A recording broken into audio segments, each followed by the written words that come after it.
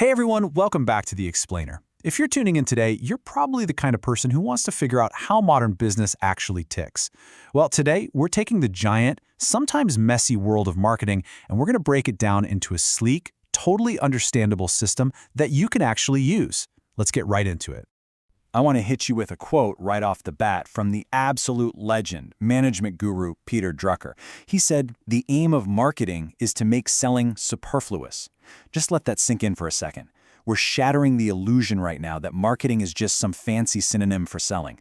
Seriously, if your marketing is absolutely dialed in, the product literally sells itself. It's a total game changer. All right, here's our roadmap for today. We're going to cover how it's way more than just selling, outline the 10 key marketing functions, and look at the big shift from selling to marketing. Then we'll get into the marketing mix system, unpack the famous 4 Ps, and finally wrap up by looking toward the societal marketing future. So, kicking things off with part 1, more than just selling. Okay, so our starting line here is Philip Kotler's classic definition. The really interesting part, he calls marketing a social process. It's entirely centered around human needs and wants. But, and this is absolutely crucial, we gotta distinguish between a basic need and a culturally shaped want. Like hunger, that's a universal human need, right? But how you satisfy it, say a South Indian wanting a delicious dosa versus a North Indian craving a hot chapati, that is a culturally shaped want. Both crush the exact same need.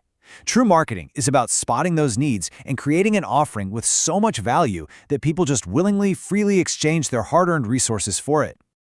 Moving right along to part 2, the 10 marketing functions. Now, to really wrap our heads around what a modern marketing department actually does, we have to look way past just, running flashy ads. We're talking about the whole shebang here. From gathering market intel, planning, and designing the product, all the way down to pricing, promotion, and getting it physically shipped. It is literally an end-to-end operational beast. If that sounds like an overwhelming list, don't worry, I've got a great little memory trick for you. We can actually group those 10 functions into 3 easy buckets to make a simple timeline. Bucket 1 is pre-production. This is where you gather info, make a plan, and design things before anything is even built. Then Bucket 2 is prepare product, standardizing it, getting the packaging right, and slapping a brand on it. And finally, Bucket 3 is take to market. This is where you price it, promote it, physically distribute it, and offer customer support. Boom, a perfectly logical flow. All right, up next is part 3, the selling versus marketing shift. Let's put the old-school, aggressive selling approach head-to-head with the modern marketing concept. The old selling concept, it's totally inside out. Basically, your starting point is the factory, you look at whatever stuff you've already made, and your only goal is to push it onto people with heavy promotion just to drive quick volume. But the marketing concept, that's outside in. You don't start at the factory, you start out in the market. The whole focus is on what the customer actually needs, and the goal is long-term profit by keeping them genuinely satisfied. Put simply, you don't just sell what you make what will actually sell. Which brings us to the core of the engine in part 4, the marketing mix system. So Kotler defines this marketing mix as a set of controllable variables that a company blends together to get the exact response they want from their target audience. And yes, we're talking about the legendary 4 Ps: product, price, place, and promotion. But the magic word here is blends.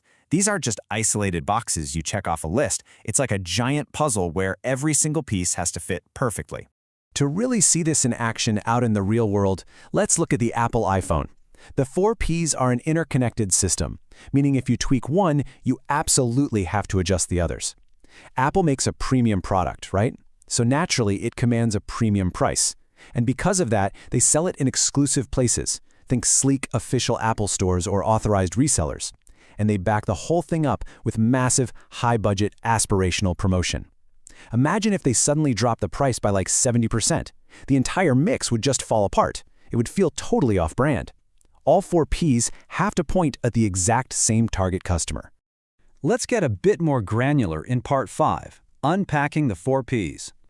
Okay, starting with the first P, product. Let's use a simple bar of Dove soap as our example. A product is way, way more than just its physical stuff. Sure, the core product is the soap itself, but then you have all these associated features, right? Its specific fragrance, its moisturizing ability.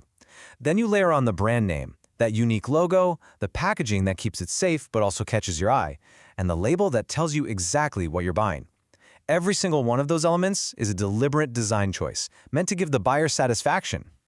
Now, for the second P, price. It is so incredibly easy to confuse cost with value here, so let me share a bit of an insider's secret. Cost only sets the floor. It just tells you how low you can price something before you go out of business. But utility and demand, the perceived value in the buyer's head, that sets the ceiling. Value decides how high you can actually go. Moving on to the third P, place. This is all about physical distribution and channels. A channel of distribution is just a fancy way of describing the firms and individuals that pass the goods along from the person who made it straight into the hands of the final consumer. Maybe it's a direct zero-level channel, like buying straight from a brand like Bashada. Or maybe it's a two-level channel using wholesalers and retailers for things like your everyday groceries. At the end of the day, place is just about making the product accessible. And honestly, nobody proves how crucial this is better than Amazon. People tend to think Amazon's secret weapon is cheap prices, but their actual, real competitive edge, it's physical distribution. It's the place, P.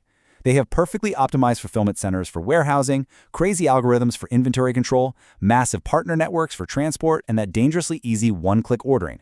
They've essentially mastered physical distribution, and frankly, that's what makes them practically untouchable. All right, the fourth and final P, promotion. Now this actually has its very own subsystem called the promotion mix. A really easy way to remember this is the acronym APSP. We've got advertising, which is mass market and paid for, then personal selling, which is that highly targeted face-to-face interaction, sales promotion, which are your short-term hooks like a coupon or a buy one get one free deal, and lastly, publicity, which is unpaid press coverage. To really nail down the difference between paying for an ad and getting actual publicity, just look at the Tata Group in India. They build an incredible amount of goodwill through corporate social responsibility, things like funding hospitals or educational trusts. Now, when the press covers those initiatives, that is highly credible, unpaid publicity. They didn't buy an ad slot, they just did something newsworthy that naturally casts a company in a great light. And honestly, that makes it the absolute most credible promotional tool in the whole mix. Finally, let's wrap things up with part 6, the societal marketing future. It's fascinating to see how business philosophy has actually evolved over the decades. Back in the day, we had the production concept, just crank out as much quantity from the factory as humanly possible. Then came the product concept, where the focus shifted to quality. After that, the selling concept, which was all about pushing whatever inventory you had. Then the marketing concept we just spent time unpacking, starting at the market and profiting by satisfying needs. But look at that bottom stage. We are stepping into the societal stage now. The starting point is no longer just the market. It's the market plus society as a whole. This societal marketing concept, it is a massive shift in how businesses operate. It means a company still has to efficiently satisfy the customer, sure, but it has to do so while preserving and even enhancing the long-term well-being of society. And this shift didn't happen in a vacuum. It's being triggered by very real existential concerns we're facing today: environmental pollution, deforestation, resource shortages, inflation. You can't just be profitable anymore. You literally have to balance company profits, customer satisfaction, and social welfare, all at the exact same time.